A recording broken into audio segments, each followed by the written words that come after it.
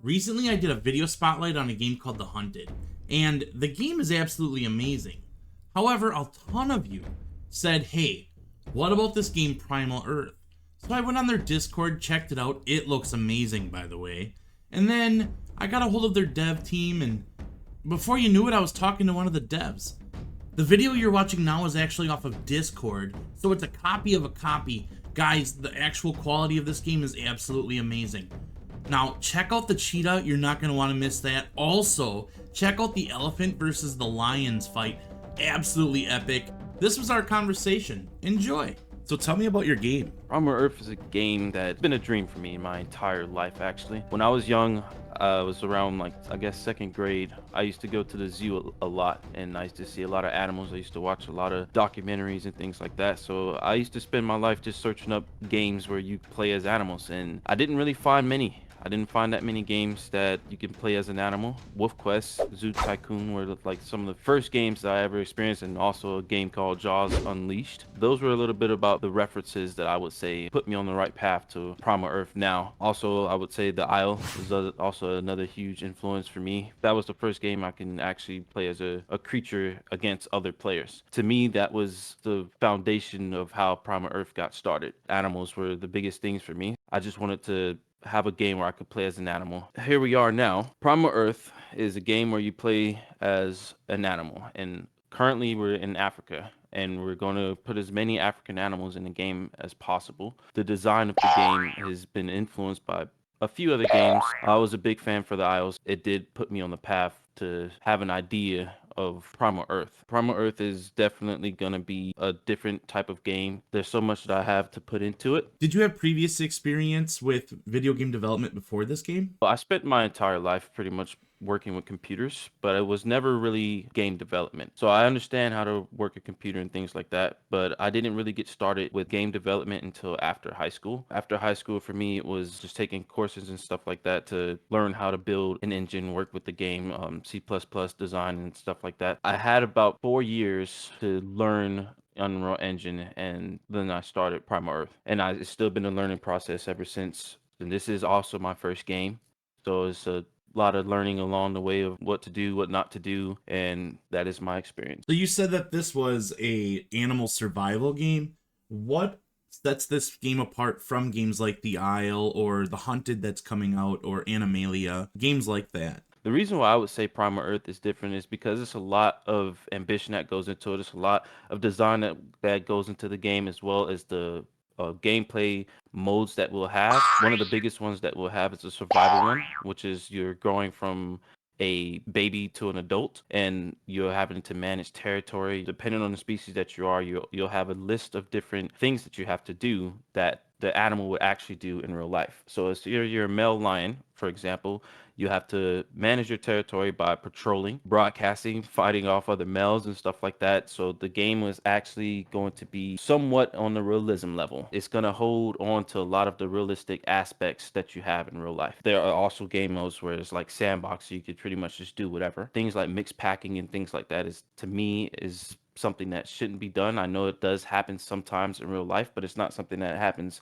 often to the point where it should be a thing inside of Primal Earth. So I would say that mixed packing is definitely frowned upon. There are different game modes that will allow that to happen. The things that I would say that will set Primal Earth apart from other games is the gameplay mechanics and also the things that you have to do for each animal. So we really do look at each and every animal and try to put it in the game in a way that it would just be like, oh, is this real life or not? The landscape as well, we want the map itself to be very high definition to the point where it blows you away once you look at it. The animals, we want the animals to actually reflect that as well. We want them to be just a little bit higher up to the point where it's like a cinematic quality when you're playing the game. We're stretching for that. It's a lot of issues that we have to run into as well, because there's lower end PCs that need to run the game as well, and having it at such a high performance like this is very costing on the computers. I do think that once we're done and everything is optimized, you'll be able to see that this game is being set to a higher standard just because of the quality of what we're going for. I would say that we do have ants, we have insects and stuff like that that will be a part of the map. They will help as far as dead bodies decaying and things like that. You will see vultures in the sky circling over a body. We're going for just as much detail as we can to bring this game to life, to make Primal Earth atmosphere for just like the real world that you see outside. Whether everything that's going into the game, I would just say that is going to make Primal Earth stand out and bring this game literally to life for you. I would say it's little details like that that make all the difference in any game. You mentioned birds. Are you going to have birds in the game? For North America, we are planning to start the flyers, so there'll be flyers in the ocean expansion and North America. So that's going to be one of the big things that North America introduces is flyers, eagles, hawks, owls. It's just for Africa to we're planning not to have them. The only flyer that I will say that might make it in has a possibility as a DLC is the Secretary Bird. Now, you said that Wolf Quest was a big influence for you. Is there going to be AI that you're going to have to protect against? The AI system that I plan to have in the game, I don't want it to take away from the players. I would rather have more players in the game than AI, but I don't want the map to be completely vacant of other animals that you can hunt, especially the growing aspect of the game. Once survival is in, it will definitely be challenging if you're not able to hunt something as a carnivore. Herbivores, of course, you won't really have to worry about hunting. The map for survival will be really big, so the AI count it should be able to sustain you enough to the point where you can reach your adolescent stage or your adult stages where you can actually start being more useful in hunts. You said that you're currently in Africa. Are you going to always be in Africa, or do you plan on doing other biomes as well? Yes. So our next expansion is going to be North America. And after North America, we're going to hit the oceans. The oceans is going to be my favorite because we'll feature my favorite animal, which is the killer whale. Is that all going to be on one map, or is it going to be separate maps per biome? It will be in DLC. DLCs will also it will just be like pretty much like an add-on to the current Primal Earth. So the files will just get bigger. You can opt into having all three of them, or you can have just Africa, or just North America, or just the ocean expansion. What animals do you foresee using from North America? So for North America, you'll see mountain lions, you'll see gray wolves, you'll see grizzly bears, you'll see moose, you'll see elk, even rabbits. Like we're pretty much hitting every North American animal that we can possibly find. It would be bison. Of course, I want to put as much, like I said, I want to put as much animals in the game as possible without it, corrupting. If it's in North America, it definitely has a chance to make it into the game.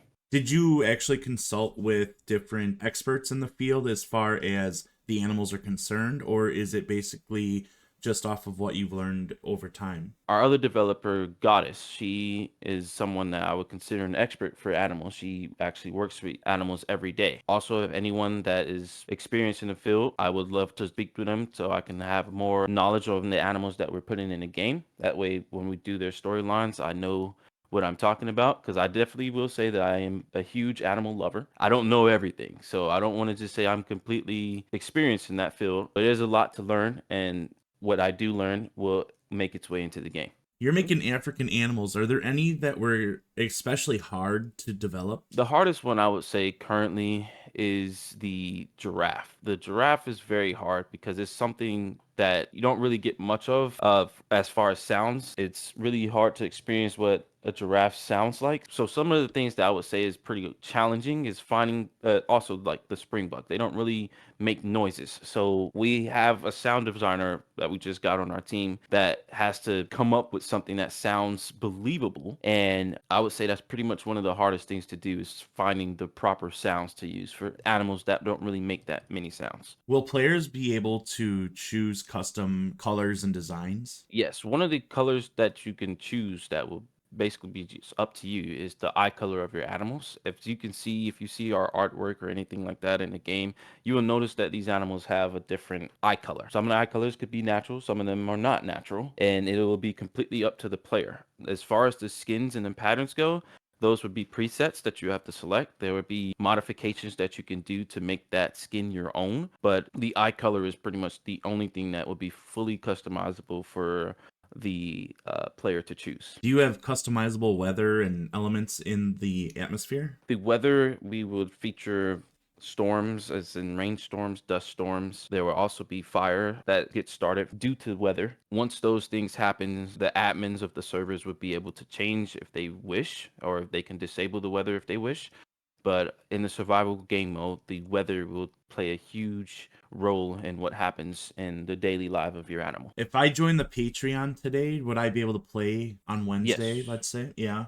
The $5 one even? Yes, you would. Okay. Is there other people playing at the same time, or is it single player? Currently, you can player host, like you can host your own server and people can join to you that way. But soon the dedicated servers will be up, so you'll only be able to join the dedicated servers. When will the dedicated servers, how you said soon, how soon do you think that'll be? We will have the servers up ASAP. Where can viewers find more information about your game? I will put the link to your Discord down in the description, but where else can they find more information? So right now it's just Discord. Our website is almost up. How could somebody play this game today? So the way that you can currently play is by just donating as low as $5 to the Patreon or the PayPal. And once you do that, you would put in a ticket in our Discord. We'll give you the key to the game that you would use on Steam. And once you use the key on Steam, you can download and play the game as normal. Are you going to have climbing in your map? Yes. Leopards, lions, they will be able to climb. Cheetahs will be able to climb somewhat as well. It just won't be as good as the leopard is, of course. Lion will also be able to climb, but they are inclined to fall.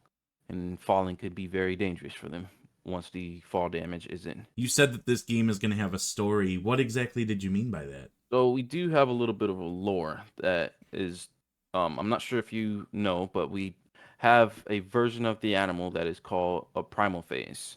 And once you achieve your primal phase, you're basically inclined to a lot of power, a lot of intimidation that you'll give off to other animals that are not primals. The story behind it is something that we have not shared just yet. We will be sharing it soon once the public release happens. Are you going to have monkeys in this game? The only monkeys that we will have is chimpanzee and the gorilla. The gorilla is going to be it's a part of our core list. The chimpanzee is a DLC animal. All animal DLCs are going to be free. They'll just be added to the game, but they're not a part of the main roster list of animals that are going in. Will there be paid DLC then? No paid DLCs for animals. How hard was it to balance the game? Currently, we just introduced combat, and it is definitely not completed. It is a work in progress, and it's going to continue to be a work in progress until we get the balance in the right spot. But with each animal being introduced into the game, each one brings a different niche to the project. And I would say one of the hardest things to balance is the top tier carnivores and the top tier herbivores, because you don't want them to just everyone that wants to spawn in as them and they just completely rule the server. So balancing each animal so that none of them feel completely useless. It's a struggle, but it's something that it has to be done, because you can't just get on the game and just say, "Oh, there's a cheetah, I'm dead. Oh, there's a lion, I'm dead." Like, like you want to give players a chance to actually survive and feel like they're useful in some way. So if you're an animal that is meant to flee, then you should flee. You shouldn't be trying to, let's just say, take on one of the toughest creatures as an animal that is meant to run. People are not going to play like how animals play. Like, for example, if there's a bunch of wildebeest players and there's a lion pride, as you can see in real life, wildebeest, they usually tend to run unless they get cornered and they have no choice but to fight.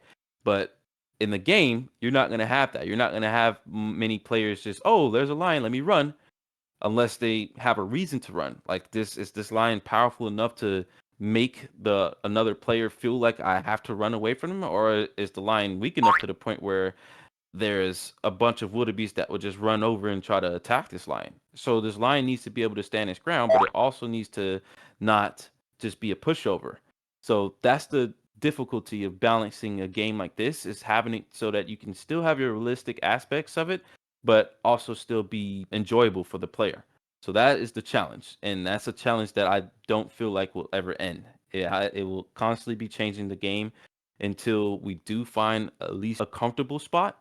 But I won't think that will be comfortable enough until the completed animal roster for the African expansion is done. You were mentioning player feedback. Has player feedback had any effect in shaping your game? Absolutely. Our players, the community giving feedback on the game, things that they want to see in the game, changes and stuff like that that they wish that were made. This is not a one-man project. I think of this as a not even just a community project, but anyone that has passion for animals and loving the gameplay of playing as an animal can help sway that the way Primal Earth ends out once we're done creating it. So I believe that the community holds a huge part in how Primal Earth is going to be developed. And we look at everything that is said, whether it's negative, whether it's positive. We love to see the feedback that we get from the game. And yes, they do allow us to make changes that we didn't think of before. So the community is a huge part of the production of Primal Earth. With the community being such a large part of it, are players going to have the ability to create mods or make user generated content for the game? Absolutely. Once the game is done, I am going to release the dev kit to anyone that wants to mod the game. Are you hiring out, or is everything just the three of you? Currently, it's just been just the three of us, but I am looking to expand the team. One of the biggest things that we've been behind on is animation, getting the animation out and getting all the animation for each and every animal that we currently do have. It's time consuming. So that is one of the biggest things that we are catching up on ever since Dixie joined our team. She's been, speeding up the process of that. And we're getting more and more good quality animations in the game. And of course, most of the animations are subject to change. And as she goes, she's learning, she's getting better, and it shows. What animals are actually in the game right now? So currently for carnivores, we have the lion and the cheetah playable. The additional carnivores that will be added for Primal Earth Africa is going to be the wild dog, African wild dog, the leopard, the crocodile, the hyena. We're going to be adding a jackal as well. For the herbivores, currently in the game is the elephant, the rhino, the springbuck, the zebra, and the wildebeest. For the DLC, well, not DLC, they're part of the actual base list for the herbivores. Is going to be the giant eland, the giant sable antelope, the greater kudu, the Cape buffalo, the oryx, the gorilla, the ostrich, the Grant's gazelle. The giraffe is already in the game. I think I left that one out. The hippo, the hartebeest, and the warthog. If I said things twice, my apologies, but I think I covered it. I want to give Hakai a huge thank you for this interview. They're very busy at Primal Earth, and to have a developer, especially the lead developer, take time out of their day to allow me to interview them and show you their game is amazing. For the people that came into this video already fans of the game, I did ask for some exclusive content to be able to show all of you. Hakai hooked me up with images of a new map that they've been working on. So until I see you in the wild, later players.